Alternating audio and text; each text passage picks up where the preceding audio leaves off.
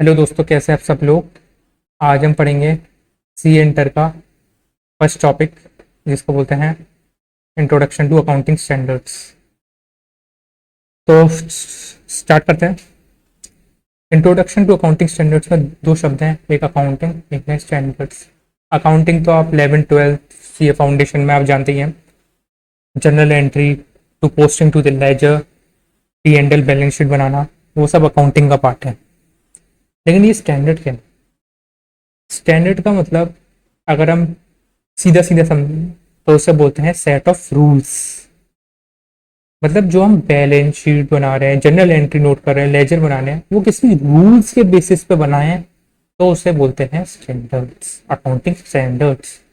Rules frame कर दिए government ने, क्यों करा, वाई? इससे कि जो दो फाइनेंशियल स्टेटमेंट्स हैं विद इन दी कंट्री, उनके बीच में कंपैरिजन बढ़े और हम आराम से दो फाइनेंशियल स्टेटमेंट के बीच में कंपैरिजन कर पाए, कंपेरेबिलिटी बढ़े। और इन्वेस्टमेंट डिसीजंस, बहुत सारे इन्वेस्टमेंट डिसीजंस होते हैं, यूजर्स होते हैं, गवर्नमेंट होती है, वो उसे आराम से यूज कर पाए। फॉर एन एग्जाम्पल, जैसे हम इन्वेंट्री देखते हैं ना, इन्वेंट्री इन्वेंट्री मतलब स्टॉक, क्लोजिंग स्टॉक होता है, उसको करने के बहुत सारे मेथड होते हैं, आपने फाउंडेशन में पढ़ा होगा। एक होता है FIFO, first in first out, LIFO, weighted average. तो आप एक बात समझिए कि कोई फाइनेंशियल स्टेटमेंट फीफो के बेसिस पे बनना है, कोई लीफो, कोई वेटेड एवरेज। लेकिन जब हम इन तीनों को कंपेयर करेंगे, जो बैलेंस शीट बन गई, जब इन तीनों को कंपेयर करेंगे तो उनके बीच में जो कंपैरिजन है वो अच्छी तरह नहीं हो पाएगा, क्योंकि जो फीफो वाला है, अगर हम उसे वेटेड एवरेज या लीफो से कंपेयर करेंगे तो वैल्यू में फर्क आएगा, क्योंकि फीफो में जो क्लोजिंग स्टॉक होगा वो न्यूएस्ट वैल्यू पे होगा, और जो लीफो है उसमें जो क्लोजिंग स्टॉक की वैल्यू होगी वो ओल्डेस्ट मेथड पे होगा, मतलब ओल्डेस्ट वैल्यू पे होगा। तो वैल्यू ऑफ क्लोजिंग स्टॉक में काफी फर्क आ जाएगा। इसलिए हम अकाउंटिंग स्टैंडर्ड्स लाए हैं, जिससे कि जो फाइनेंशियल स्टेटमेंट है वो एक स्टैंडर्डाइज फॉर्म में बन सके। ठीक है, ये थोड़ा बेसिक बेसिक मैंने आपको समझा दिया है। अब हम चालू करते हैं चैप्टर को। क्या दे रखा है इसमें? देखिए, गैप। गैप पता है, गैप को समझते हैं, गैप क्या है। जो एएस होता है उसे बोलते हैं gap, generally accepted accounting principle. पूरे वर्ल्ड में गैप ही गैप होते हैं, उसके छोटे छोटे पार्ट होते हैं। जैसे इंडिया में एएस, इंडिया का एएस, वर्ल्ड में चलता है आईएफआरएस, नाम बदल दिया आईएफआरएस। कुछ नहीं है, international financial reporting standards, reporting के स्टैंडर्ड्स है, ये अकाउंटिंग स्टैंडर्ड्स है। वही अकाउंट्स को एफ आर, फाइनल में जाके वो एफ आर ही हो जाता है, एएस आईएफआरएस। अब क्या हो रहा था, जो मिस्टर मुकेश थे, मिस्टर ए थे, मुकेश मान लो, कोई भी नाम ले लो, इंडिया की फाइनेंशियल स्टेटमेंट को इंडिया की फाइनेंशियल स्टेटमेंट से कंपेयर कर रहे थे, तो उन्हें आसानी हो रही थी। लेकिन जब इंडिया की फाइनेंशियल स्टेटमेंट लेके वो बाहर आउटसाइड द कंट्री जा रहे थे घूमने के लिए, इन्वेस्टमेंट पर्पज के लिए, तो वो अपनी इंडिया की बैलेंस शीट, किसी भी इंडिया की कंपनी की बैलेंस शीट को आउटसाइड इंडिया की कंपनी की बैलेंस शीट से कंपैरिजन ही नहीं कर पा रहे थे। तो मिस्टर ए ने बोला, भैया ये एएस हटा दो, ये आईएफआरएस कंट्री में इंट्रोड्यूस कर दीजिए। जिससे क्या होगा, हम अपनी बैलेंस शीट को, इंडिया की बैलेंस शीट को आउटसाइड इंडिया की बैलेंस शीट से कंपैरिजन कर पाएंगे और आसानी होगी। गवर्नमेंट बोली, भैया आईएफआरएस में बहुत सारे ऑप्शन दे रखे हैं, हम इतने ऑप्शन नहीं दे पाएंगे, इतना फायदा हम तो ना दे पाएंगे। और बाहर का विदेशी लोग अलग, हम लोग अलग, इकोनॉमिक एनवायरनमेंट में बहुत फर्क है, तो हम भैया कैसे ला दें? तो फिर गवर्नमेंट बोली, लेकिन मिस्टर ए की बात भी झूठी नहीं है कि हम कंपैरिजन ही नहीं कर पा रहे। तो बीच का रास्ता निकाला गया गवर्नमेंट द्वारा, जिसे बोलते हैं इंडेस। इंडेस क्या है? वही आईएफआरएस में, आईएफआरएस को ला दिया गया,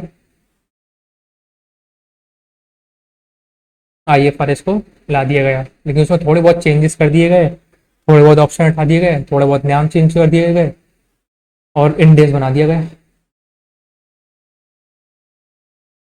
तो भैया इतना ही है इस चैप्टर में। गैप समझ में आ गया, ये समझ में आ गया, आईएफआरएस समझ में आ गया, इंडेस समझ में आ गया।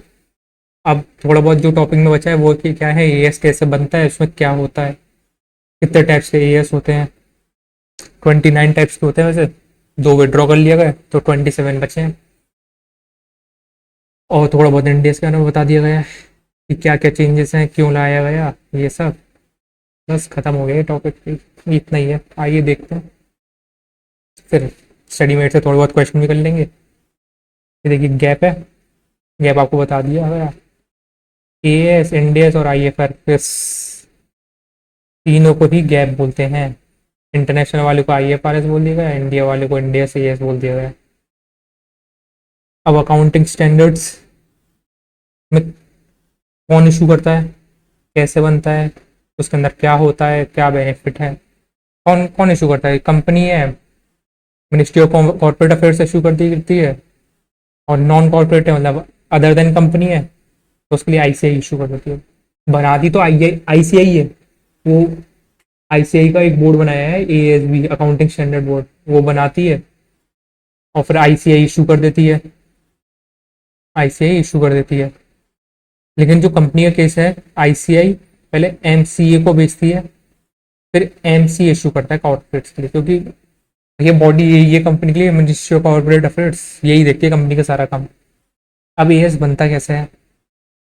कोई भी टॉपिक आइडेंटिफाई कर लिया, जैसे बताया था मैंने इन्वेंट्री, उसके ऊपर स्टडी ग्रुप बैठा दिया, पढ़ लो बेटा, मतलब स्टडी ग्रुप पढ़ेगा ना, एएस बनाने के लिए स्टडी ग्रुप बनाएगा, ड्राफ्ट बनाया, क्या क्या लिखा है उसमें। आउटसाइड एजेंसीज, सीएस वगैरह जो आउटसाइड होते हैं, और भी जगहें होती हैं, उनसे लोग होते हैं, मतलब उनके व्यूज ले लिए गए, व्यूज है उसको मॉडिफाई कर दिया गया, स्टैंडर्ड इशू हो गया। स्टैंडर्ड में क्या क्या बातें बताई गई होती हैं? रिकॉग्निशन, कब उसको हम अपनी बैलेंस शीट में रिकॉग्नाइज करेंगे, कब अपनी बुक्स में रिकॉग्नाइज करेंगे, किस वैल्यू पर रिकॉग्नाइज करेंगे, कहाँ रिकॉग्नाइज करेंगे, प्रेजेंट। और डिस्क्लोजर्स, आखिरी में बैलेंस शीट के एडिशनल डिस्क्लोजर्स होते हैं ना, वो कहाँ कहाँ देंगे। यही है। बेनिफिट्स बता दिए, बेनिफिट्स तो आप कंपेरेबिलिटी जान ही गए। और ए एस अकाउंटिंग स्टैंडर्ड्स होता है ना, ए एस, उसका लिख दिएगा। ए एस का मतलब स्टैंडर्डाइज, और ए का मतलब एडिशनल डिस्क्लोजर्स। याद हो गया बेनिफिट्स भी। 27 टाइप्स के मैंने बताया ना ए एस होते हैं, तो उसको आप जैसे जैसे टॉपिक पढ़ेंगे आपको याद होते जाएंगे। थोड़ी बहुत मैं आपको इधर ही याद करा देता हूँ, छोटी मोटी ट्रिक है जो मैं सी इंटर में था, मैंने भी बनाई हुई थी। जैसे हम लिखते हैं 1 2 3, 1 को लिख सकते हैं डी, पॉइंट से पॉइंट तक जोड़ा तो बन गया डी, डिस्क्लोजर्स बन गया। अब ये 2 है, देखो ये वी सा लग रहा है, वी, ये वी बनना है ना, देखो वैल्यूएशन ऑफ इन्वेंट्री। ये 3 है, ये सी सा बनना है, कैश फ्लो स्टेटमेंट। 3 याद होगा भाई साहब। आखिरी का तो हर किसी को याद हो जाता है, प्रोविजन से, कंटीजेंट लायबिलिटी से, कंटीजेंट एसेट्स है, ठीक है। अब ये 7 वाला है, इसको थोड़ा सा पॉइंट से पॉइंट तक जोड़ेंगे तो कंस्ट्रक्ट करा हमने, तो कंस्ट्रक्शन कॉन्ट्रैक्ट्स हो गया। 9 है, ठीक है। इधर थोड़ा सा लाइन बढ़ा दी, इसको बोलते हैं, देखो आर सा बन गया थोड़ा, रेवेन्यू रिकॉग्निशन, ठीक है। 21 वाला भी सबको याद होता है। 21 से काम चल जाता है नहीं भाई साहब, 2 से ऊपर चाहिए होते हैं।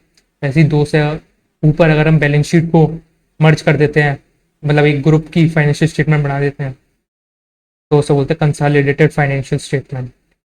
21 से काम नहीं चलता है, 1 से ऊपर चाहिए होता है, तो 2 या 2 से ऊपर फाइनेंशियल स्टेटमेंट बनाते हैं तो उसे बोलते हैं कंसोलिडेटेड। 25 वाली इंटरम फाइनेंशियल रिपोर्टिंग, ये भी सबको याद हो जाता है, ठीक है। तो ऐसे इस टॉपिक के साथ साथ हम याद करते जाएंगे। एक ये 16 वाला भी याद हो जाता है, पॉइंट से पॉइंट तक बनाया, तो ये बन गया बी, बी से मतलब बोरिंग कॉस्ट। भाई इसमें ये बोला है कि इंडेस क्यों लाया गया है, इंडेस कन्वर्जेंस बोला है ना, इंडेस उठा के तो नहीं लाया हम, हमने कन्वर्ज करा है, इंडेस बीच का रास्ता निकाला है।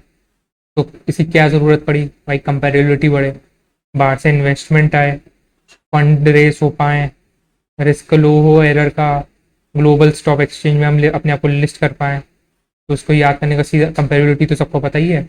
और ये आई एफ आर एस का शॉर्ट ट्रैक है, ये I F R S, Ind AS convert करेंगे, आई एफ आर एस एक शॉर्ट ट्रैक होंगे। ये भी आपको एक छोटा मोटा का क्वेश्चन है थ्योरी का, तो इसे लिख देना। अब आखिरी टॉपिक बचता है इंडेस। इसमें आपको रोड मैप बताया जाएगा, मतलब कब कब किस किस जने को ये इंडेस फॉलो करने हैं नहीं करने हैं, तो ये रोड मैप बताता है। वैसे इसकी ज़रूरत नहीं है, लेकिन समझना चाहे तो समझ सकते हैं। रोड में 2015 कंपनी के लिए कर दिया गया वॉलंटरी, जिसको करना है भाई आ जाओ, बलि का बकरा बनना है आ जाओ भैया, वॉलंटरी आप अपने आप को इंडेक्स लगवा दो। एक बार इंडेक्स में आ गए तो ये ध्यान रखना भैया, वापस आप एएस की तरफ मुड़ के भी नहीं देख सकते। और जितनी भी उसकी एसोसिएट है, पेरेंट है, सब्सिडरी है, सबको इंडेक्स, मतलब एक फंसेगा तो सबको फंसना पड़ेगा। अब ये एसोसिएट क्या होती है, ये सब्सिडरी क्या होती है, ये सब आपको लॉ में पढ़ाया जाएगा। एसोसिएट 20% से ऊपर अगर आप होल्ड कर लेते हो, सब्सिडी 50% से ऊपर आप होल्ड कर लेते हो। एसोसिएट 20% से ऊपर होता है, ठीक है, और सब्सिडी में 50% एंड अब होता है। तो वही सब चीज़ें 2016 में मैंडेटरी करेगा कंपनी जिसका नेटवर्क 500 करोड़ से ऊपर है, 2017 में जिसका सारी लिस्टेड कंपनी कर दिया, और जो अनलिस्टेड है उनके लिए 250 करोड़ से ऊपर। एनबीएफसी के लिए 2018 से लागू करा गया, जिसकी नेटवर्क 500 का वही सेम है 500 करोड़, और लिस्टेड 250 करोड़। 2019 है। बैंक, इंश्योरेंस और एसएमई पे लगता ही नहीं है, इंडिया से अभी तक फ्यूचर के लिए डिफर करा गया है। एनबीएफसी के लिए मैंने आपको बता ही दिया, इतना ही है इस टॉपिक में। स्टडी मेट के क्वेश्चन देख लेते हैं।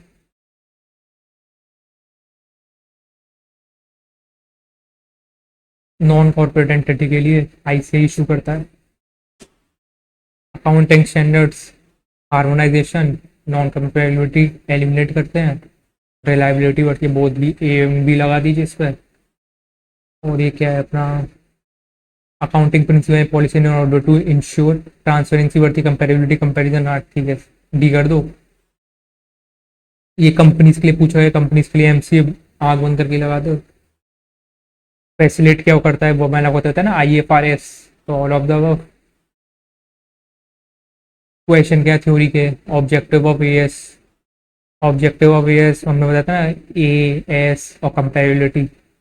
एस से स्टैंडर्डाइज हो गया, ए से एडिशनल डिस्क्लोजर हो गया, वही लिख देना, काम कर जाएगा मतलब आपको उससे। प्रोसेस क्या इशू करने का एएस का मैंने बताया था। पहले तो उसका टॉपिक को चूज कर लेते हैं, आइडेंटिफाई कर लेते हैं एरिया का, वो स्टडी ग्रुप बनाते हैं, स्टडी ग्रुप बनाते हैं, वो लोग ड्राफ्ट बनाते हैं, मॉडिफाई कर देते हैं, फिर इशू हो जाता है।